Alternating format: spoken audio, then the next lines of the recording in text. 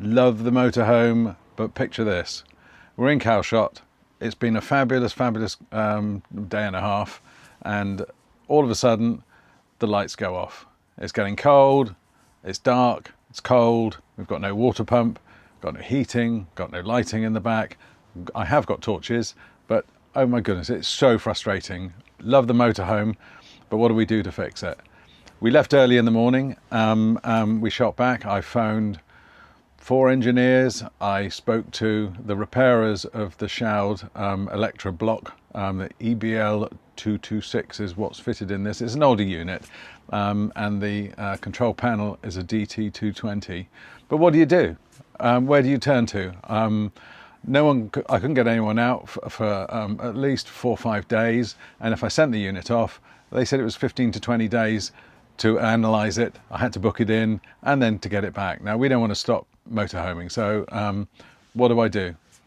Google AI saved my day, and let me run through how exactly I did it. As you can see, I have all lighting on, all electrics on, but I don't have the panel on. So let me just turn this on and I'll show you what it currently says. You have 5 seconds to turn it on. There we go. Flashing 12 volt off. I keep my finger on the button. It's showing that the rear battery is still below 11 volts, whereas in fact 13.1. So we do have power. We have got electricity, and it's not below 11. I don't need this on anymore. In fact, I shut it down because it's just not needed. Not until I get a full-time repair, but I think it's 12 seconds. This is the culprit. Oh, it's not really the culprit. I don't think there's anything wrong with this. To be honest, I reckon we've just got low voltage on the start battery. But having my friend sitting on my shoulder telling me exactly what to do, I'm not an engineer, I'm not an electrician, but I'll quite happily rebuild an engine, take things apart and repair them. So I'd like to find out how it all works. This took me, I hate to admit it, about 3 hours to fix. So running through everything with Google, sitting as my friend, I'd ask it a question as if you're sitting here with me, and I'd say, I don't know how to do this. What is that? What does that mean? What colour is the wire? I'd tell it what it knew what the unit was, and it could tell me each of these units. This one over here is the BL10. This is the power going in. The yellow one is the domestic battery. It told me that this one is the start battery, and if I had a multimeter, can I use it and can I check what the power is? This one was showing over 13 volts. This one was showing half a volt. So that's an issue. But can I find the fuse? And getting an engineer out is not possible.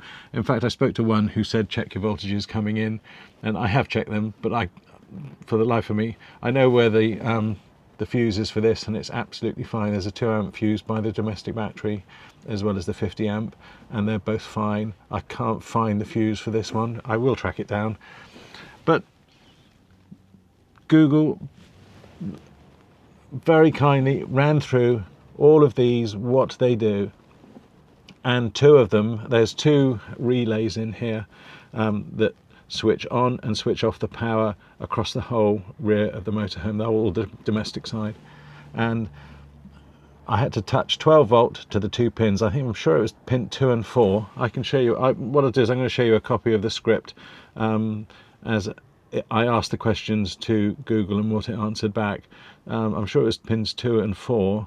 If I put 12 volt 2, you could hear the relays click over and switch back on. And with that, in fact, pulled completely out, I had everything running. So there was power to pretty much everything. But as soon as I plugged it back in again, it shut it down. So I had to de-pin, and I de-pinned 3 of them that were shutting it down. And I've put, as Google told me to, put some insulation tape over the ends of the pink, white and green that were shutting the system down. So they're ready to go back in once I found the fault.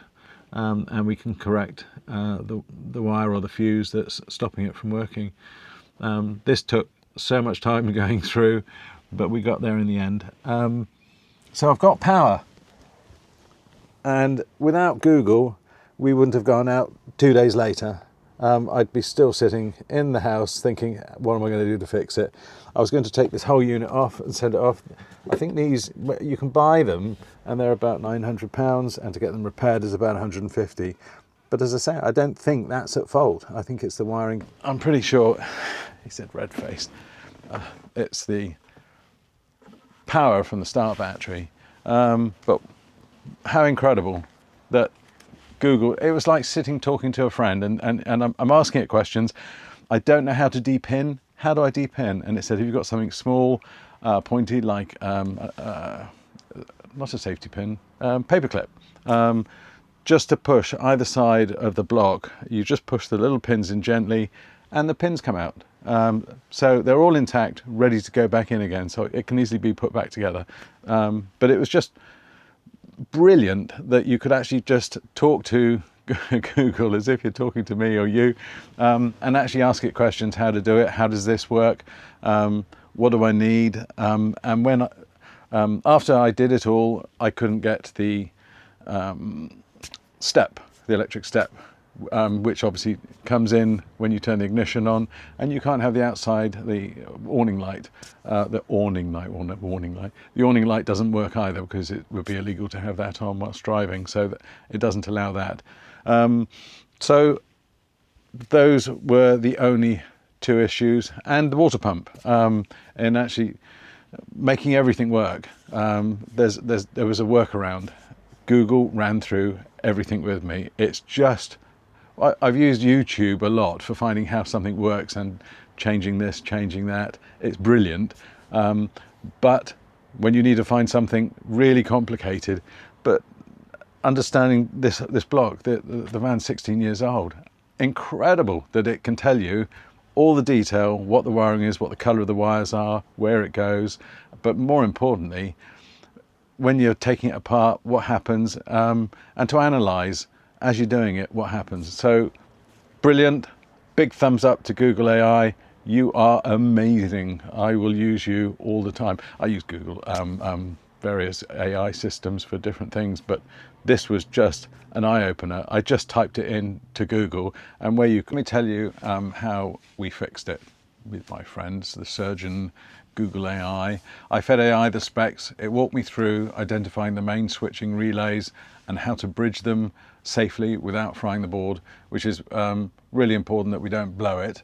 We focused on the critical issues. We bypassed the digital lockout hardwire, the domestic 12-volt line coming in.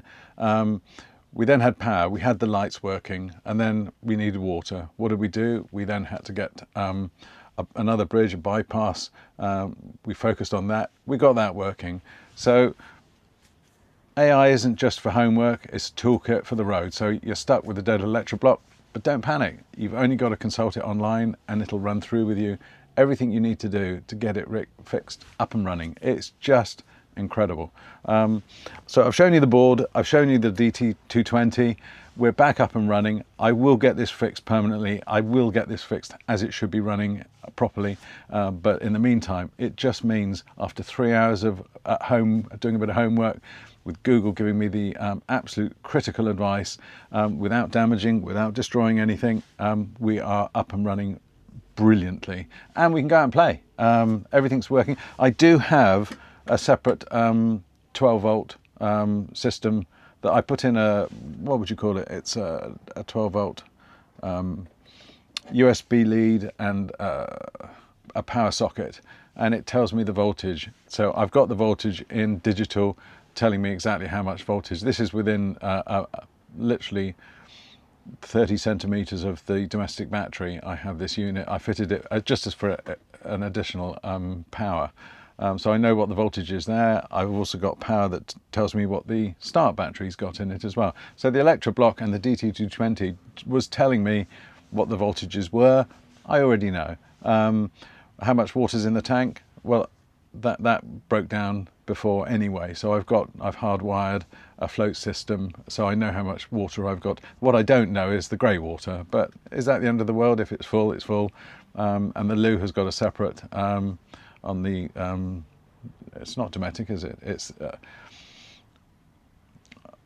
what is the system? The loo has got a separate block that tells you when it's full on the panel. So when you flush it, the fan comes on automatically, and there's a red light that tells you when the actual loo is full. So that's not a problem either. So I don't really need to know that. Grey water, we can easily empty. But well, at the end of the day, I couldn't be more supportive and couldn't recommend using AI for your fixes. Not just YouTube, AI. Click to the left, go for Google AI. I'm sure ChatGPT or Dollar or Claude or one of the multitude of AI systems that are on the market. But this was just a godsend. I know how it all works. And whilst I'm not an engineer, it's up and running. Brilliant. Anyway, I'll keep you updated. And if you need a hand, if you want any more information, give me a shout. But good luck I hope you don't break down, but good luck using this. If you do, let me know how you get on. I'd be really interested to know anyone else's story, how you fixed it. And sorry, engineers, I would use you. I would love you to have come out and helped. I'll talk to you soon. Good luck. Bye.